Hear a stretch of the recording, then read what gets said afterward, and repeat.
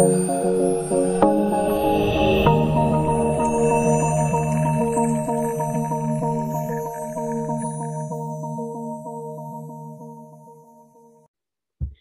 ketemu lagi di channel Belajar Bersama Pak Seno. Nah, kali ini kita akan membahas tentang aplikasi fungsi linear ke dalam ekonomi dan bisnis. Yang pertama adalah tentang fungsi permintaan. Ya, fungsi permintaan ini berhubungan dengan hukum permintaan yang berkata bahwa ketika harga suatu barang naik, maka jumlah barang yang dibeli oleh konsumen akan turun. Ketika harga suatu barang turun, maka jumlah barang yang dibeli oleh konsumen akan naik. Oke, nah dari hukum permintaan tersebut maka dibuatkan rumus di dalam matematika bisnis menjadi Q sama dengan A minus BP. Ya, Q itu adalah quantity atau jumlah produk yang diminta, A itu adalah jumlah produk yang diminta pada saat P sama dengan 0, B itu adalah jumlah produk yang diminta yang dipengaruhi harga produk, dan P-nya adalah harga beli produk. Nah, apabila digambarkan ya, Q sama dengan A minus BP ini berada di kuadran pertama. Ya, dia ada berada di kuadran yang pertama, memotong sumbu Q dan memotong sumbu P. Nah, untuk lebih jelasnya maka diberikan contoh Q sama dengan 50 minus 2P. Ya. Berapa nilai Q-nya apabila P-nya adalah 25, 30, dan 50. Kemudian yang kedua, berapa nilai P-nya apabila Q-nya adalah 5, 10, dan 20. Yang ketiga adalah P-max atau harga tertinggi. Yang keempat adalah Q-max atau kuantitas tertinggi. Dan E adalah gambar grafik atau gambar dari persamaan tersebut.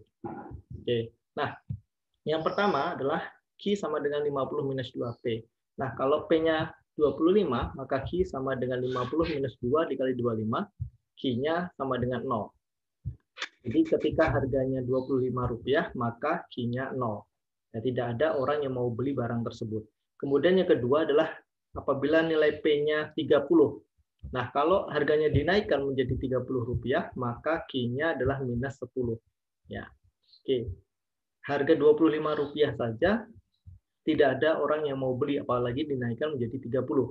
Maka Q-nya otomatis adalah minus 10. Oke. Nah, kemudian yang ketiga, apabila harganya 50 unit, ya, dinaikkan sampai 2 kali lipat, maka Q-nya adalah 50 minus 2P, 50 minus 2 dikali dengan 50, 50 minus 100, Q-nya adalah minus 50. Ya, maka semakin banyak minusnya. Oke. Nah, kemudian yang kedua, apabila Q-nya 5, 10, dan 20.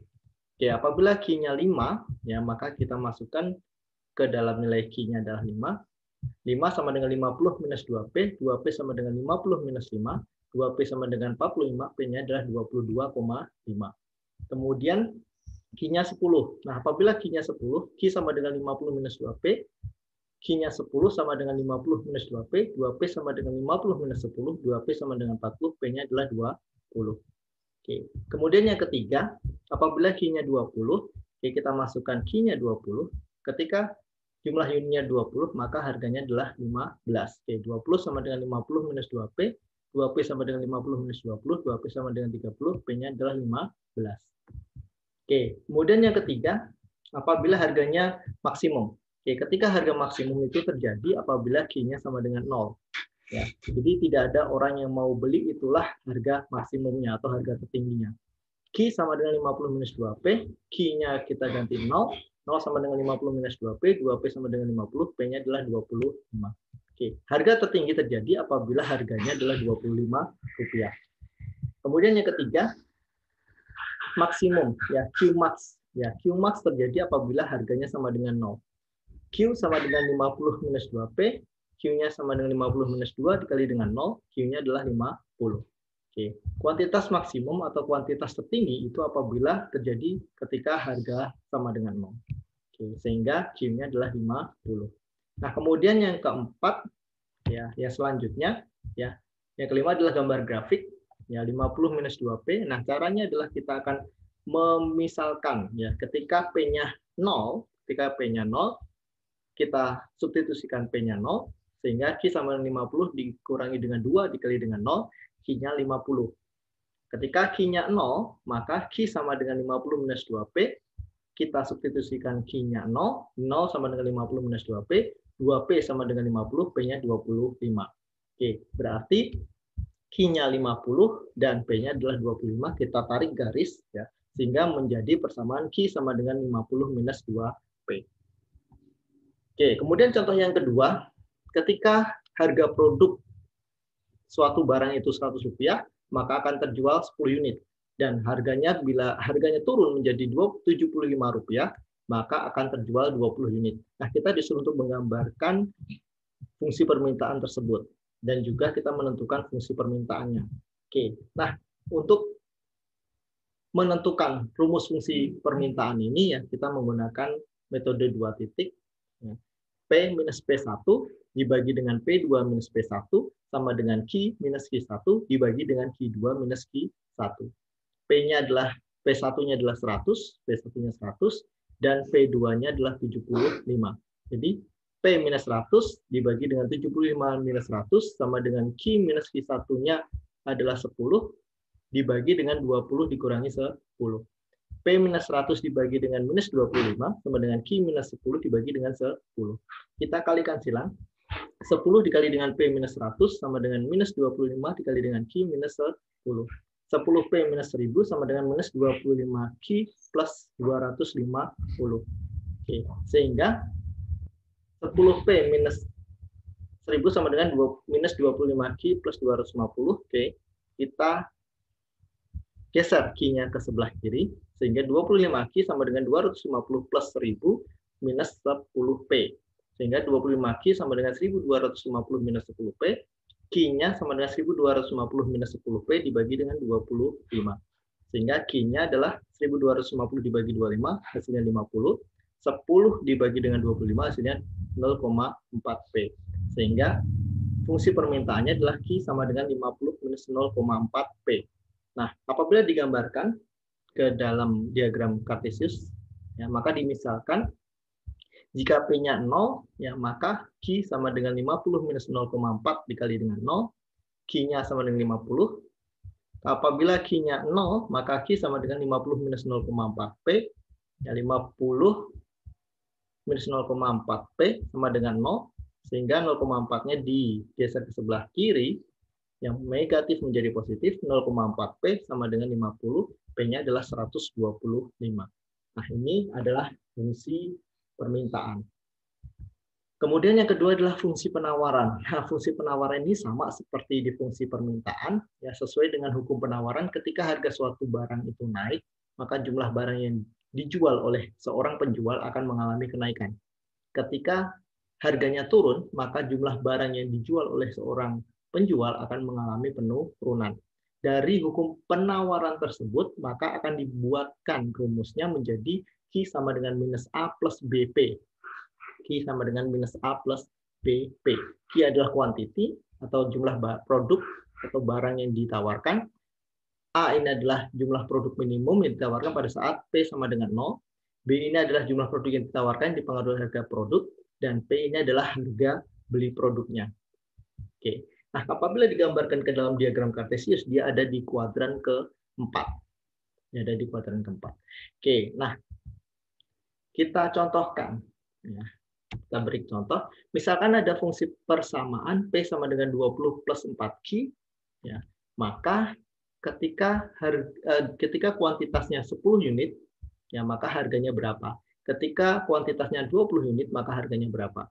Oke, ketika kuantitasnya 10 unit, maka kita substitusikan ke dalam Q-nya. P sama dengan 20 plus 4 dikali dengan 10. P-nya adalah 60. Oke, harganya 60, maka kuantitasnya 10. Oke, ketika kuantitasnya 20, sekarang kita substitusikan. Q-nya menjadi 20. Oke, P sama dengan 20 plus 4 kali 20. P-nya adalah 100. Oke, kemudian yang kedua adalah ketika harganya 10 dan 8. Ketika harganya 10, ya, maka 10 sama dengan 20 plus 4Q, minus 4Q sama dengan 20 minus 10, minus 4Q sama dengan 10, Q-nya adalah minus 2,5. Kemudian yang kedua, apabila harganya 8. Nah, apabila harganya 8, ya, maka 8 sama dengan 20 plus 4Q, minus 4Q sama dengan 20 minus 8, minus 4Q sama dengan 12, Q-nya adalah 12 dibagi minus 4, Q-nya adalah minus 3. Oke, kemudian gambar grafiknya seperti ini, ya. Ketika harganya 0, maka kita substitusikan 0 sama dengan 20 plus 4Q, minus 4Q sama dengan 20, Q-nya adalah 20 dibagi dengan minus 4, Q-nya adalah minus 5. Oke, minus 5 ada sebelah kiri. Kemudian kalau Q-nya 0, P sama dengan 20 plus 4Q, 20 plus 4 kali 0, P-nya adalah 20, P-nya kita taruh di 20, maka dia akan digambarkan seperti ini. Ya, ditarik garisnya akan menjadi seperti ini. Oke, ini adalah P sama dengan 20 plus 4Q. Kemudian yang kedua, ya, apabila harga suatu produknya 500, maka akan terjual 60 unit. Ketika harganya naik menjadi Rp700, maka produk yang dijual adalah 100 unit. Nah, kita menggunakan metode 2 titik, P minus P1 dibagi dengan P2 minus P1 sama dengan Q minus Q1 dibagi dengan Q2 minus Q1. P minus 500 dibagi dengan 700 minus 500 sama dengan Q minus 60 dibagi dengan 100 minus 60. Jadi P minus 500 dibagi 200 sama dengan Q minus 60 dibagi 40. Oke, sehingga kita kalikan silang. 40P dikurangi dengan 20.000 sama dengan 200Q minus 12.000. Oke, minus 200Q sama dengan minus 12.000 ditambah dengan 20.000 minus 40P. Minus 200Q sama dengan 8.000 minus 40P, Q-nya adalah minus 8.000 minus 40P dibagi dengan minus 200. Sehingga Q-nya adalah minus 40 plus 0,2P. Nah, apabila digambarkan ke dalam grafik, ya, grafik P-nya 0, ya, maka kita substitusikan 0, maka Q-nya adalah minus 40. Kalau Q-nya 0 kita substitusi, maka P-nya adalah 200. Oke, sehingga dia digambarkan Q-nya minus 40 dan P-nya adalah 200, kita gambarkan seperti ini. Oke. Nah, ini adalah fungsi penawaran. Kemudian yang ketiga adalah keseimbangan pasar. Nah, keseimbangan pasar ini terjadi apabila QD sama dengan QS atau PD sama dengan PS. Artinya adalah kuantitas pembelian sama dengan kuantitas penjualan, ya, atau harga jual sama dengan harga beli. Jadi dua-duanya antara pembeli dan penjual itu saling berinteraksi dan mereka setuju, sepakat untuk kuantitas dan harga tertentu. Oke. Nah, apabila digambarkan seperti ini adalah kuantitas permintaannya. Ya, ini dilihat dari sisi si pembeli. Nah, ini adalah dilihat dari sisi si penjual. Oke. Nah, mereka bertemu pada satu titik di sini. Ya, ini adalah equilibrium atau keseimbangan pasar. Jadi ada harga keseimbangan pasar dan kuantitas keseimbangan pasar. Oke, nah contohnya misalkan ada dua fungsi permintaan dan fungsi penawaran, P sama dengan 20 minus Q dan P sama dengan 5 plus 2Q. Nah, kita disuruh untuk menentukan berapakah nilai kuantitas maupun harga keseimbangan pasarnya. Oke.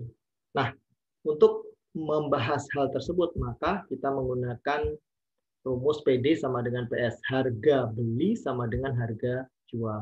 Oke, kita masukkan 20 minus Q sama dengan 5 plus 2Q, minus Q minus 2Q sama dengan 5 minus 20, minus 3Q sama dengan minus 15, Q-nya adalah minus 15 dibagi dengan minus 3. Q-nya adalah 5. Oke. Nah, setelah Q dapat Q5, maka kita substitusikan ke dalam fungsi pertama boleh, ataupun fungsi kedua juga boleh. Oke, P sama dengan 20 minus Q, P sama dengan 20 minus 5, P-nya 15. Sehingga kita tahu bahwa harga keseimbangan pasarnya adalah 15 dan kuantitas keseimbangan pasarnya adalah 5. Oke, mungkin itu saja dari saya hari ini. Terima kasih.